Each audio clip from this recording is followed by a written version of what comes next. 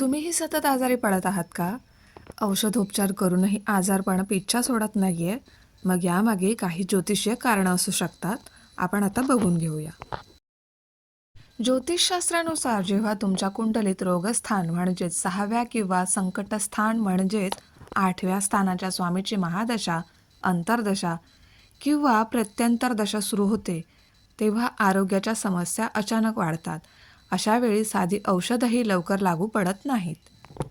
जर शनीची 7.5 असेल तर कंबर, हाडं आणि तीव्र थकवा जाणवतो.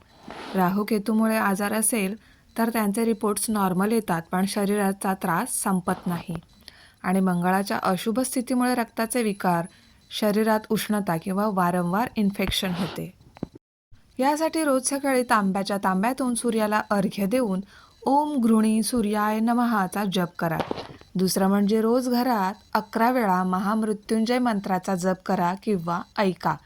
तिसरं म्हणजे शनिवारी काळे तीळ किंवा मोहरीच्या तेलाचे दान करा. आणि चौथं म्हणजे घराचा ईशान्य कोपरा म्हणजेच नॉर्थ ईस्ट भाग नेहमी स्वच्छ ठेवा.